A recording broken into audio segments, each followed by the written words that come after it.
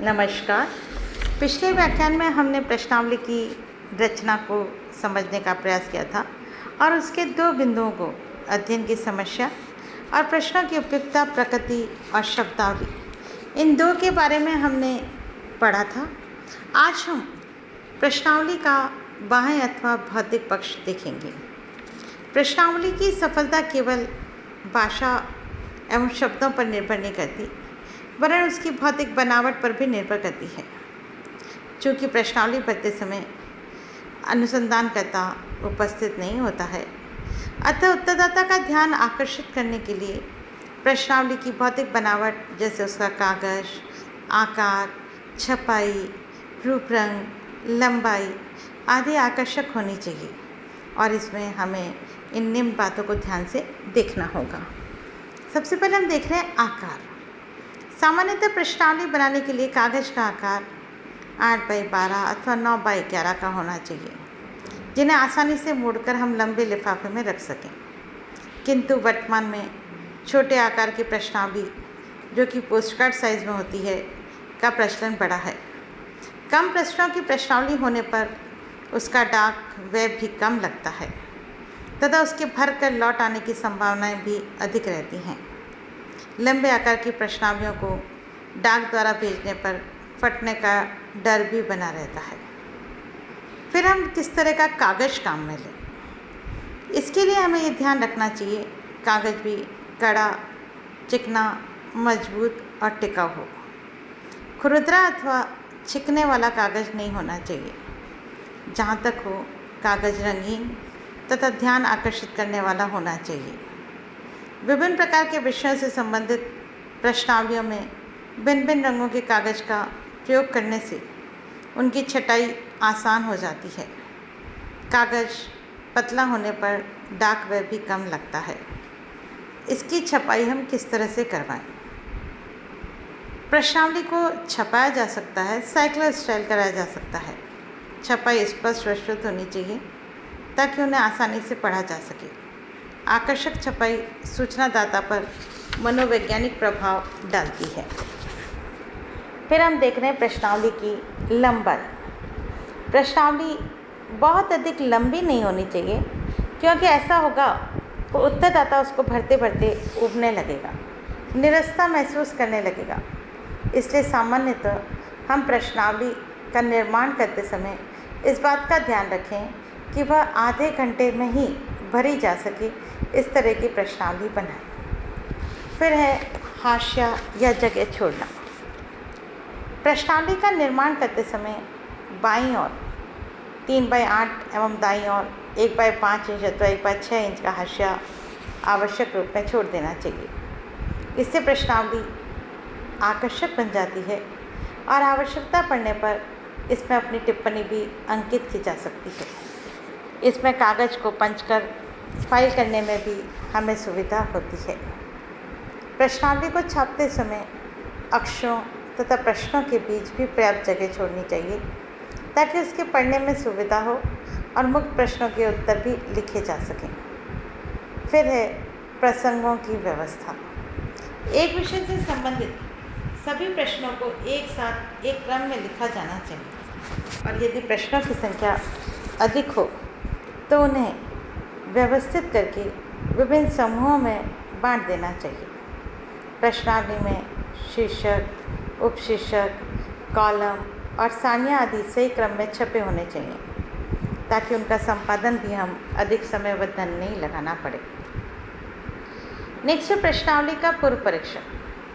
प्रश्नावली का निर्माण करने के बाद उसका वास्तविक रूप में प्रयोग करने और डाक द्वारा सूचनादाताओं के पास भेजे जाने से पूर्व एक छोटे से निर्देशन चित्र में उसकी जांच कर लेनी चाहिए ताकि हमें उसमें पाई जाने वाली त्रुटियों का पता लग सके और उन त्रुटियों को हम सुधार सकें। हम चाहे कितनी भी सावधानी क्यों न रखें, लेकिन कई बार कुछ न कुछ गलती उसमें रह जाती है और उन गलतियों को हम पूर्व जांच के द्वारा दूर कर सकते हैं। इसमें हमें ये ज्ञात हो जाता है कि उत्तरदाता प्रश्नों को सही अर्थ में समझ सक रहा है या नहीं, उनका क्या अर्थ लगा रहे हैं, प्रश्नों की लंबाई, विषय वस्तु, भाषा शैली में किस प्रकार के संशोधन की आवश्यकता है आदि।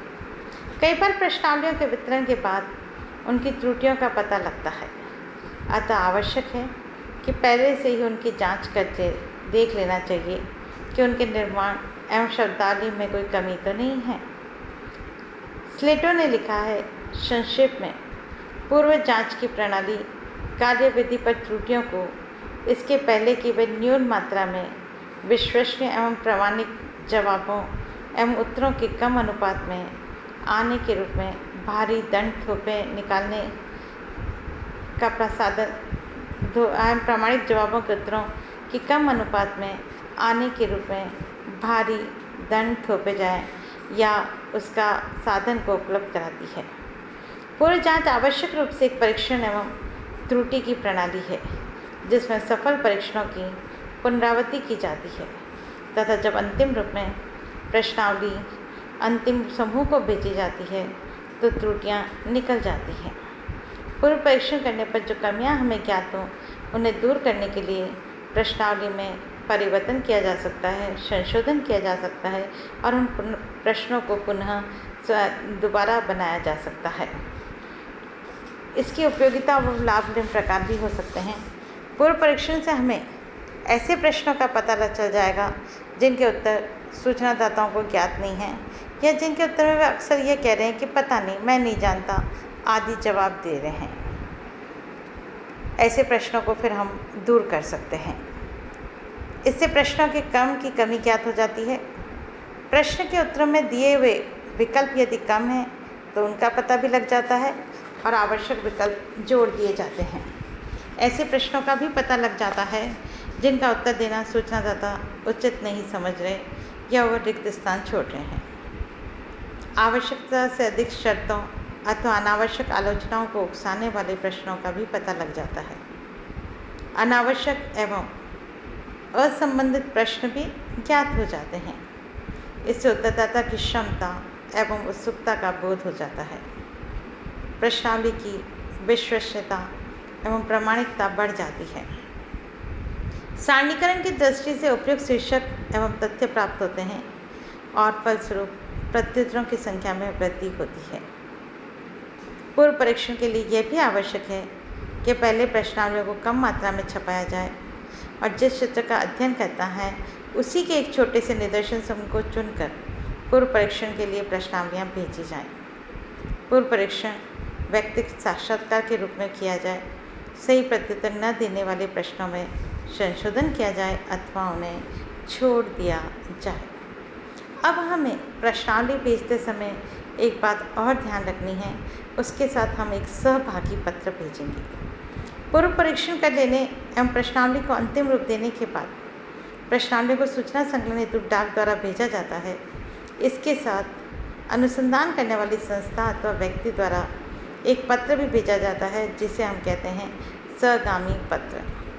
ये पत्र उत्तरदाता तक भेजना बहुत आवश्यक है ताकि अनुसंधानकर्ता का या उस संस्था का परिचय दिया जा सके और उस विषय का उद्देश्य बताया जा सके और इस बात के लिए आश्वस्त किया जा सके कि उसके द्वारा दिए गई सूचनाओं को कहीं भी उसके नाम के साथ नहीं उजागर किया जाएगा, वह पूर्णतः गुप्त रखी जाएंगी और उनको उस सहयोग करने के लिए आग्रह किया जाए और धन्यवाद भी दिया जाए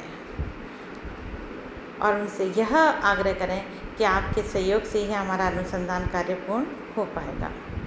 पत्र टाइप किया हुआ हो सकता है, छपा हुआ हो सकता है, साइक्लो स्टाइल्ड भी हो सकता है। साफ साफ छपा हुआ आकर्षक कागज में हो जिससे कि सूचनादाता आकर्षित हो सके। पत्र ही सूचनादाता व अनुसंधानकर्ता के बीच की कड़ी का काम करता है, उन्हें एक दूसरे के निकट लाता है। हम उत्तरदाता को यह भी बताएं इस पत्र के माध्यम से कि उनका चुनाव किस प्रकार से और क्यों हुआ है, ताकि उसे यह न लगे कि मेरे पड़ोसी के से तो नहीं पूछा गया, मुझसे ही क्यों पूछा गया है। पत्र का शीर्षक मोटे अक्षरों में हो जिसे पढ़कर सूचनादाता वस्तुस्थिति को समझ सके। पत्र की भाषा एवं शब्दावली का चयन सावधानीपूर्वक किया जाए जिससे पढ़कर उत्तरदाता स्वयं ही सूचना देने को तैयार हो जाए। पत्र में यह भी लिखा जाए कि आपकी सूचनाएं का कोई दुरुपयोग नहीं होगा सार्वजनिक रूप में उन्हें प्रकाशित नहीं किया जाएगा। पत्र छोटा, आकर्षक एवं प्रभावशाली होना चाहिए। शीघ्र जवाब पाने के लिए सहगामी पत्र के साथ टिकट सहित जवाबी लिफाफा भी भेजा जाना चाहिए। इसका उत्तरदाता पर मनोवैज्ञानिक प्रभाव पड़ता है और वह प्रश्नावली भरकर लौटने के महत्व को समझ पाता है। इस तरह से प्रश्नावलियों को उत्तरदाता तक पहुंचाया जाता है ताकि हमें अधिकाधिक भरकर पुनः लौट सकें और हमारे तथ्यों का संकलन किया जा सके। धन्यवाद।